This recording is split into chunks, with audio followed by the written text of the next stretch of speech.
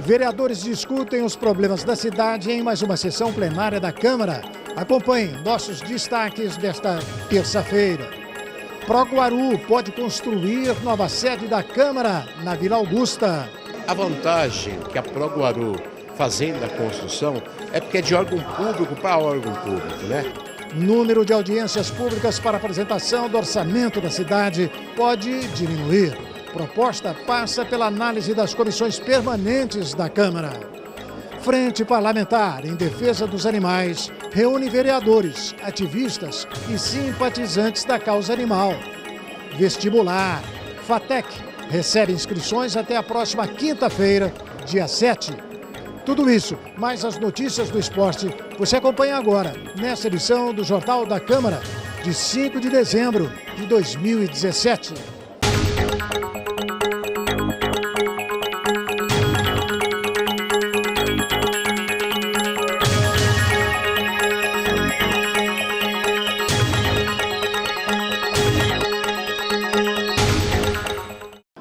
Olá, amigos, sejam bem-vindos a mais essa edição do Jornal da Câmara. Hoje, como em todas as terças e quintas-feiras, é apresentado aqui do plenário da Câmara de Vereadores de Guarulhos. Todo cidadão que quiser pode acompanhar o trabalho dos vereadores de onde nos encontramos neste momento. A repórter Renata Dias está no plenário com os principais assuntos que chamam a atenção da casa. Tudo bem, Renata? Olá, Hermano. Na sessão ordinária desta terça-feira, durante a Tribuna Livre, o morador aqui da cidade, Gilmar dos Santos, discursou sobre as reintegrações de posse que estão em processo aqui na cidade. Ele falou sobre essas cerca de 45 mil pessoas que correm o risco de ser despejadas na cidade devido a decisões judiciais. Inclusive, na sexta-feira, dia 1º de dezembro, houve um ato em defesa das moradias dessas pessoas aqui no centro da cidade. O Ministério Público alega que as moradias elas estão localizadas em áreas de risco e também áreas de preservação ambiental. Já os responsáveis pelo ato em defesa da moradia, os moradores da região, tentam dialogar com o Judiciário e também com o Ministério Público, tentar entrar em um acordo e conseguir mais prazo para realocar essas pessoas e congelar, possivelmente, as ações de despejo momentaneamente para que essas pessoas possam ser encaminhadas a outros locais. Então, esse foi o assunto da Tribuna Livre de hoje, que repercutiu aqui na sessão ordinária. Com você, Hermano. Obrigado, Renata. A Proguaru pode construir a nova sede da Câmara Municipal na Vila Augusta. Estão em fase final as negociações entre o presidente da Câmara, Eduardo Soutur, e o prefeito Guti, para que a Proguaru fique responsável pela construção da futura sede da Câmara, no antigo prédio do Tapetes Lourdes. A licitação que havia sido aberta foi cancelada na última sexta-feira. Como a Proguaru é uma empresa de capital misto, ela pode ser dispensada do processo de licitação, porque o imóvel pertence a um órgão público. Para Eduardo Soutur, as vantagens da construção ser efetivada pela Proguaru são inúmeras. Como todo mundo sabe, a próxima Câmara vai ser no antigo prédio da Tapetes Lourdes, né? E a vantagem que a Proguaru fazendo a construção é porque é de órgão público para órgão público, né? Apesar que a Proguaru é uma empresa mista, mas não precisa passar por licitação, não precisa nada dessas burocracias que tem dentro daqui do órgão público. Então isso aí, a facilidade é muito grande. Outra coisa, ajuda a própria Proguaru, né? Porque a Câmara vai pagar. E como ela tem muitos funcionários, ela vai ter uma facilidade. E isso vai ajudar tanto a Câmara e a Proguaru também. A obra começa logo, né? No começo do ano aí. Olha, nós estamos nos últimos detalhes tratando com a Proguaru. Eu acho que essa obra tem tudo para começar quase de imediato. Que é urgente, né? É porque eu tenho até um compromisso, né, com a população, que no próximo recesso, que é julho do ano que vem, de 2018, a Câmara estará de mudança para o prédio da antiga Tapetes Lourdes. O principal motivo é a economia. Muito, é uma economia mensal, diária, né? Porque esse dinheiro, quando você paga aluguel, né, é igual quando você casa. Você casa e continua pagando aluguel. É um dinheiro que vai embora para o ralo e não volta mais. Vereadores analisam proposta de redução do número de audiências públicas para apresentação do orçamento da cidade. Os encontros passariam a ser apenas de 4 secretarias: da Fazenda, do Governo, Educação e Saúde. A repórter Eliane Anjos tem mais informações. Olá, irmão. Olá para você que acompanha o Jornal da Câmara. Olha, na reunião da Comissão de Finanças e Orçamento desta terça-feira, eles avaliaram um projeto que objetiva reduzir a quantidade de audiências públicas para a Lei de Diretrizes Orçamentárias e também a Lei Orçamentária Anual, a LDO. Então, reduziria esse número de 25 para 4. Eu estou aqui com o presidente da comissão, o vereador Wesley Casaforte. Vereador, vocês deram um parecer favorável para esse projeto.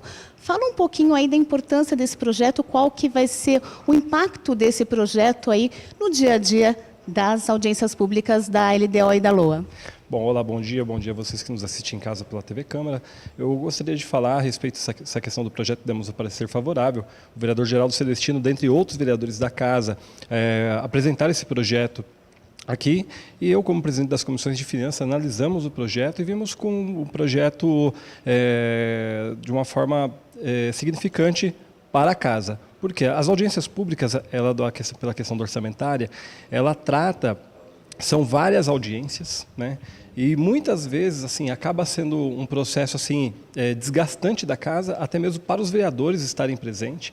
E tendo em vista que, por exemplo, a Câmara de São Paulo, da cidade de São Paulo, eles têm essa redução dessas audiências públicas. Então, vemos como importante fazer essa redução e também deixar aberto, caso os vereadores entendam que alguma audiência pública seja, de repente, gostaria de chamar sobre um determinado tema que se entenda que seja importante ser falado, por que não ser chamado? Isso pode ser discutido junto com as reuniões das audiências. Então, vi como pertinente o projeto e demos um parecer favorável. Eu acredito que isso vai contribuir para poder ajustar o tempo da casa, até porque os vereadores todos têm demandas, têm uma correria muito grande, todos trabalham muito. Então, assim, acho que vai acabar contribuindo para o Legislativo. E, vereador, e no caso da população, né? Você acha que continua sendo esclarecedora para a população essa síntese de audiências públicas, né? Porque às vezes a população vem aqui interessada, por exemplo, numa audiência pública em especial. Não, é tranquilo, porque assim, o que acontece? As audiências públicas, elas fazem uma redução e aquelas audiências que são mais polêmicas, tais como saúde, educação, né? Que são temas polêmicos na casa, nós iremos tratar sempre com cuidado essas questões, então nós vamos se atentar a esses temas que sejam abordados aqui junto à população e naquilo que nós, qualquer vereador que veja a pertinência dessa audiência, nós iremos abrir junto à população. Tanto é que é notório que várias das audiências você não vê um munícipe no plenário. Então, será que realmente tem a intenção de estar colocando esse tipo de audiência? Então, eu acredito que nós temos que focar mais para que assim traga um resultado positivo. O que a população espera, muitas das vezes, não é simplesmente as questões das audiências, mas também, principalmente, as ações feitas tanto pelo Legislativo quanto pelo Executivo. Então, vejo como primordial essas ações de trabalho, né? As audiências, eu falo, de repente a gente tem menos audiências e mais ações. Obrigado, Eliane. Na última segunda-feira, a Frente Parlamentar em Defesa dos Animais realizou a reunião de dezembro no plenário da Casa. O encontro foi aberto ao público. O evento reuniu vereadores, ativistas e simpatizantes da causa animal. Vários ativistas reclamaram que as reuniões não têm trazido ações práticas no combate aos maus tratos aos animais. Nós precisamos fazer com que as coisas saiam do papel. Porque faz muitos anos que eu participo de reuniões, troca de governo, troca isso, troca aquilo, é briga política e os animais continuam do jeito que estão. Algumas pessoas sugeriram a formação de uma comissão composta por especialistas para apurar as denúncias de maus tratos e conseguir agir de modo efetivo. Enquanto nós não criarmos uma organização séria, sempre vamos ficar nessas mesmas queixas. Ele disse, não disse, viu, não viu, enfim, nós devemos de fazer, vereador, uma comissão técnica composta por veterinários, composta por advogados e pela população de protetores de animais, não só ONGs. Qualquer pessoa que tenha um animalzinho baixo o seu cuidado tem que participar. A próxima reunião da frente acontece somente no ano que vem. já que a Câmara entra em recesso no final de dezembro. Um local para dar abrigo a mulheres que vivem em situação de rua na cidade. Esse é o objetivo da Casa de Passagem, que já existe em Guarulhos e deve ser regulamentada a partir de um projeto de lei. A Casa de Passagem Feminina de Guarulhos já existe na cidade e deve ser regulamentada caso o plenário aprove projeto sobre o tema. A Casa de Passagem é um projeto que já existe, né? Quando eu fui secretária da Assistência Social, eu criei o projeto por conta de que nós tínhamos mulheres em situação de rua e pela legislação mulher não pode ficar no mesmo equipamento que homem. Então a gente precisava fazer um albergue feminino e eu resolvi na época inovar. Em vez de fazer um albergue, eu fiz uma casa de passagem com vistas a tirar aquelas mulheres da rua, não só para acolher, mas também para que elas pudessem superar essa condição. Diferente do albergue, que recebe pessoas em situação de rua somente para passar a noite, a Casa de Passagem oferece moradia para as mulheres. O período da Casa de Passagem é de 6 meses, né? E durante esse período de 6 meses, a casa faz todo o investimento no resgate dos vínculos da família, no resgate se tiver algum tratamento de usuário de álcool ou de droga, é feito nesse período, ela é encaminhada para esse tipo de tratamento, tem o apoio jurídico da casa e também ela frequenta cursos de formação profissional, elevação de escolaridade, no sentido de tirar essas mulheres da rua. Já em funcionamento na cidade, a vereadora acredita que o projeto seja aprovado e a casa regulamentada.